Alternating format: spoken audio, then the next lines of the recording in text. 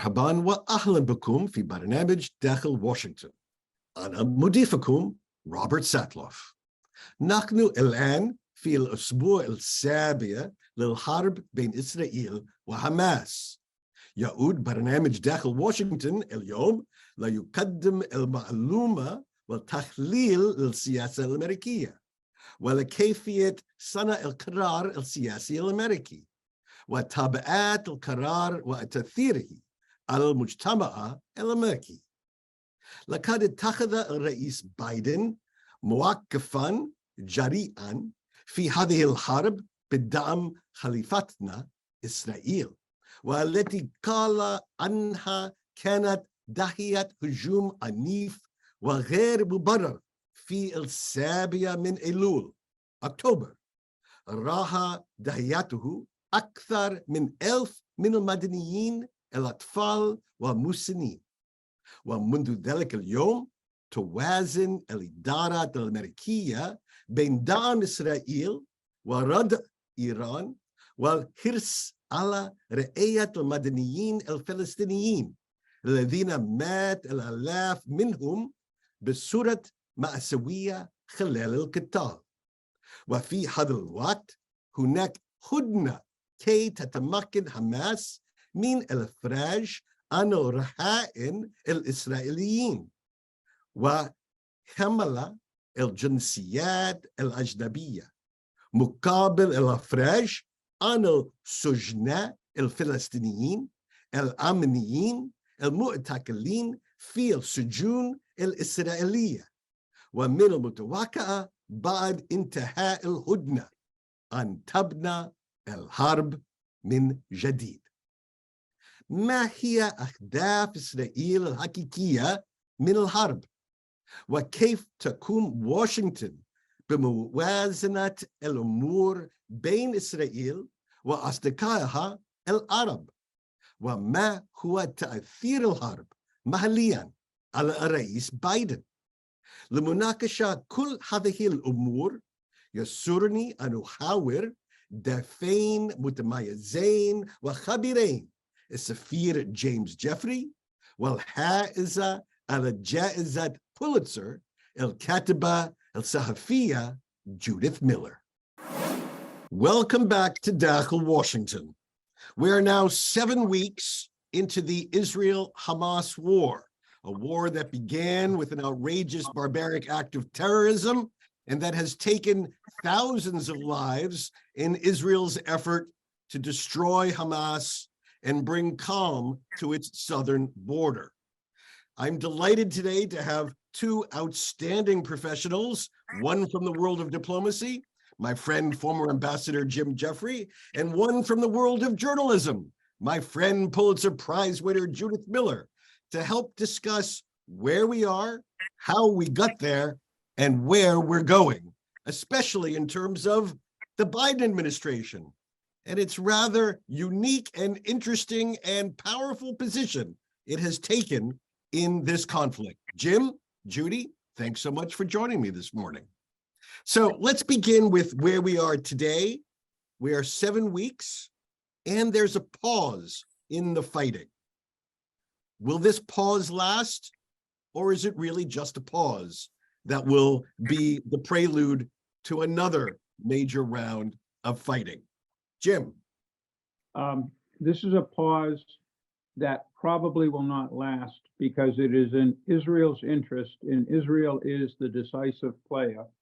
It is in Israel's interest to dismantle Hamas, that's the word Israelis are using, dismantle Hamas as an offensive military force and the controller of government and territory in Gaza. For the Israelis, correctly, this is an existential issue. They will not stop unless they have extraordinary pressure on them from the United States. They will get pressure. We see it right now. I don't think it will get to the point to stop the Israelis. Hamas may try to do a deal with the remaining hostages at some point that will get Hamas out of the picture, but not dismantled. But that is just speculation at this point. And Judy, do you think as well that this a pause is just a pause, or is a pause a prelude to a longer cessation of hostilities? Rob, I agree with what Jim has said. Basically, I think that Israel has made it very clear that it intends to pursue military action after this, quote, pause. What we don't know is how long the pause lasts. And I think my concern, and the concern of people that I'm speaking to in the at the Defense Department, is that the longer the pause lasts, even though it still succeeds in releasing some hostages, the longer this pause lasts, the longer Hamas will have to rearm, to place IEDs in the tunnels, to move the remaining hostages around, to recoup some of its losses. So I think there is enormous pressure on Israel to make this pause as short as possible from a military standpoint. But from a political standpoint, the return of the hostages is also an ever-growing goal in Israel. So it's a very difficult call, I think, for Israel, how hard it pushes back against what Jim has appropriately identified as growing pressure from the Biden administration to transform the pause into a ceasefire. That's what I don't think is going to happen, even though CIA Director Bill Burns is stomping around the area trying to lay the groundwork for such a transformation. All right, let's back up for a moment. This is the first Arab-Israeli war since 1948, in which one side is saying its goal is to dismantle and essentially dissolve politically and militarily the other side.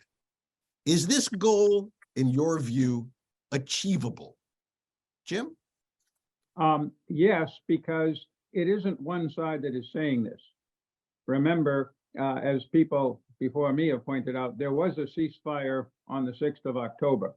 Hamas broke that ceasefire, not the way President Sadat did of Egypt to win negotiating points for a final settlement on the basis of limited military success.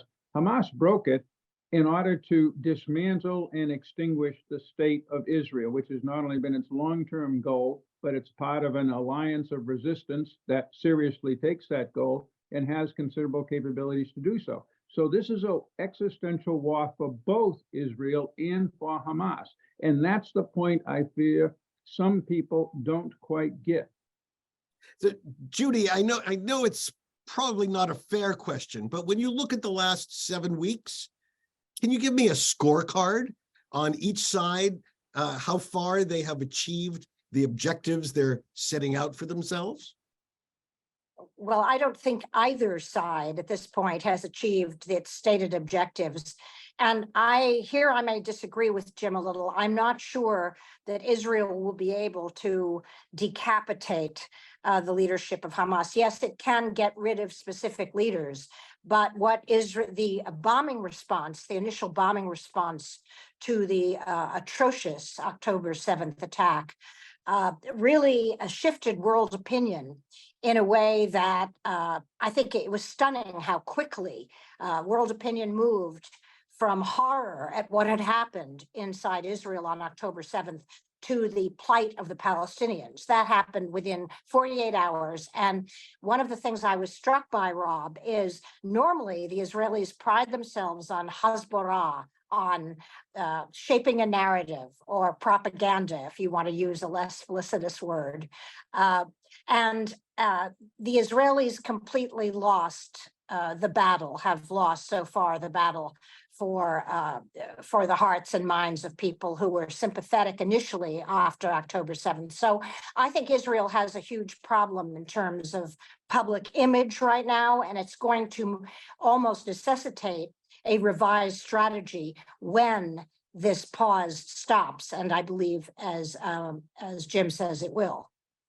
So there's actually two separate issues. One is whether the objective is achievable, and yes. You're adding the ingredient of global public opinion, and whether that will impose a constraint eventually yes. on Israel's ability to achieve the objective.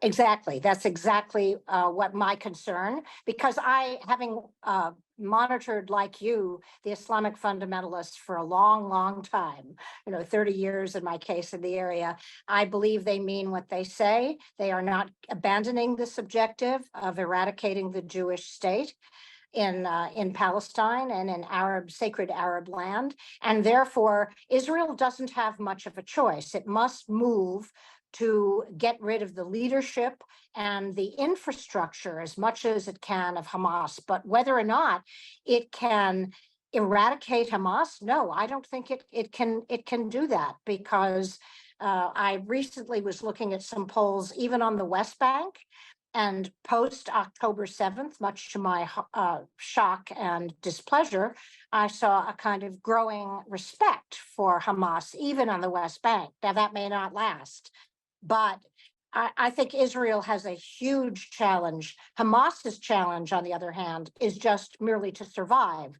And with every massive bomb that's dropped on the South when Israel tells Palestinians to move south for safety, for every mistake that's made, Hamas's goal of getting more recruits and more sympathy is achieved. Therefore, I think the Goliath in this instance, actually, David and Goliath, the situation is kind of reversed in a way. Israel has all the military strength, but Hamas has some cards that it's playing very, very well at the moment. And Jim, how would you evaluate the 7 weeks of fighting that we've seen so far? I agree to some degree with Judy, but first of all, Israel has achieved remarkable success in taking half of Gaza with very low casualties, 2/3 of what we lost in a week of fighting in Fallujah in 2004, even though the Israelis had a larger force. They have discombobulated Hamas's ability to maneuver on the battlefield. Now, Hamas will be able to recoup some of this in the south, but the point is they've already lost half of the state, if you will, and the momentum will be against them if Israel continues to move militarily. Where I disagree with Judy, and this is a very common theme, is that the normal approach on terror, well, you can't eliminate an idea, look at the sympathy, you kill one, you create two. There's validity to that, but that validity largely stops when terrorists like Hezbollah, like the Islamic State, like Hamas, or like Iran actually take over a state.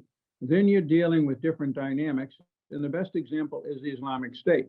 As people who follow this know, every few months, the Delta Force, or SEAL Team 6, sweeps into some hilltop in Syria and takes out the latest leader of the Islamic State. They still exist as an organization, as a terrorist group. There's 15,000 of them, but they no longer hold terrain. They no longer pose a strategic threat to countries in the region or populations as far afield as Paris and Berlin. That's an important victory for those of us who are fighting the Islamic State. That's what Israel is trying for. They can achieve this. But as Judy said, and we can go into this in detail, but things like fuel and humanitarian flows, the Israelis did everything wrong in their public comments, failing to realize that most of the world is going to have sympathy for the Palestinian population of Gaza. And the Israelis just blew that off for what I would call is short-term, insignificant military advantage. Fewer rockets are fired at them. If there's no fuel, well, it didn't stop 5,000 rockets from being fired at them since the 7th of October, but it did create a huge outcry for things as basic as water throughout the world. All right. When we come back after the break, we're going to telescope this conversation out a bit and bring in a key factor, Joe Biden and the United States, in just a moment.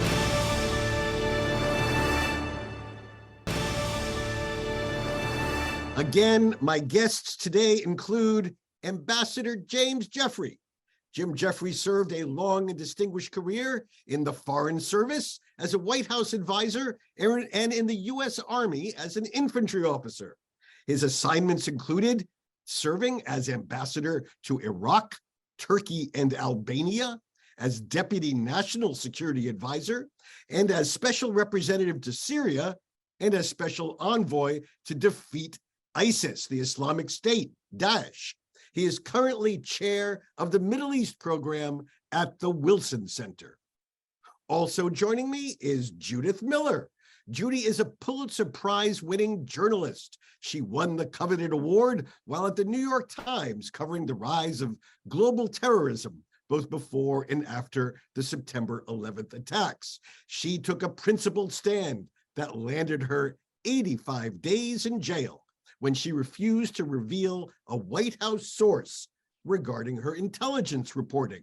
A former Middle East bureau chief for the Times based in Cairo, she's the author of 5 insightful books, of which 2 are bestsellers, including her most recent, a memoir titled The Story, A Reporter's Journal. All right, so Judy, let's start with you. Joe Biden took a firm position from day one of this conflict and has basically held on to it ever since.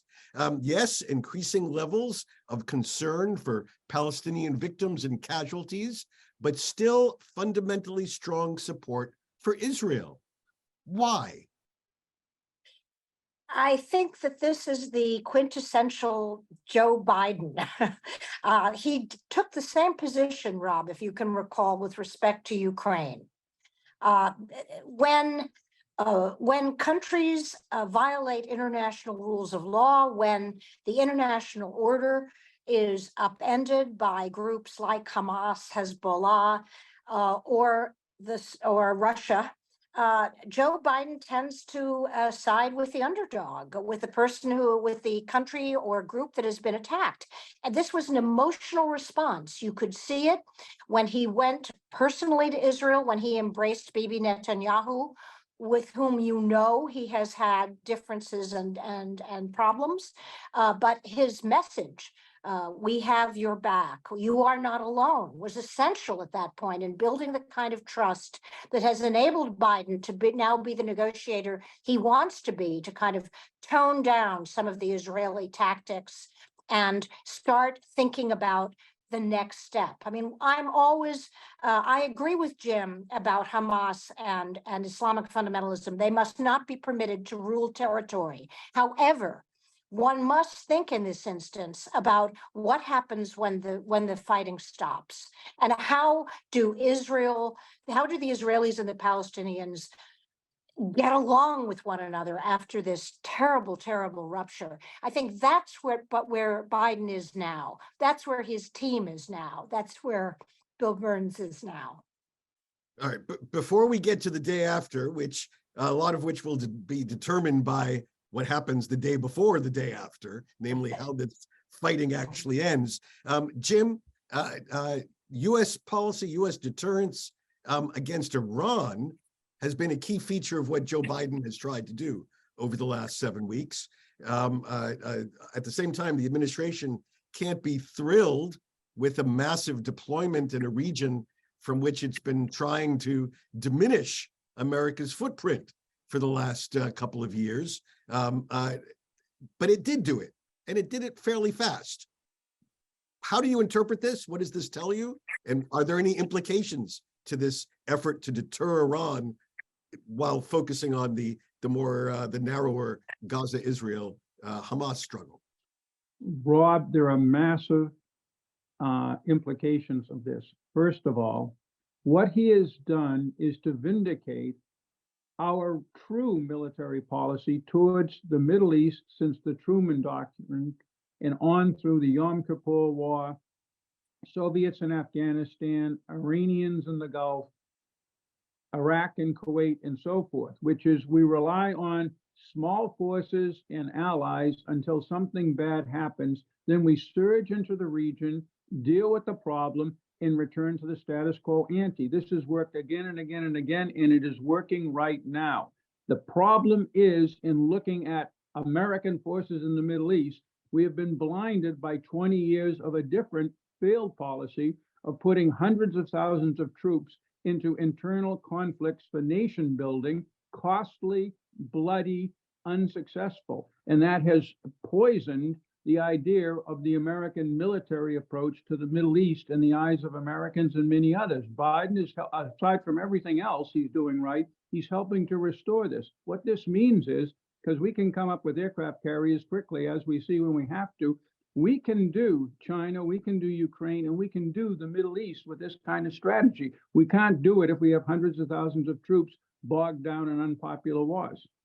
So you're saying that Joe Biden is actually reaffirming a traditional American approach to the region that got interrupted by the post 9/11 Iraq-Afghanistan interlude. You're so good at making my mumblings make sense. Thank you, Rob. Exactly. All right, Judy, you've spent so much time in Arab capitals in your career. It's been a bit of a challenge, I assume, for the Biden administration to balance its strong support for Israel with how it's dealing with key Arab partners. How have we managed to do that over the course of this conflict so far?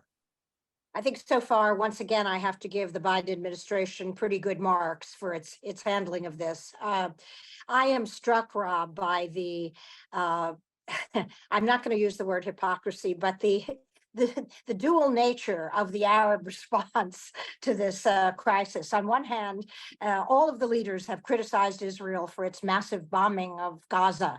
On the other hand, privately, the Egyptians, the Jordanians, whom you know all too well, and other, the UAE, other countries are saying privately to the Israelis, go get them.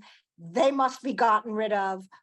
You're doing the right thing. And when this is over, in the case of Saudi Arabia, we can resume the conversations we were going to have about mutual recognition and devising a more productive relationship. The Arabs cannot do that as long as this conflict on the ground goes on. They know that. The Biden administration knows that.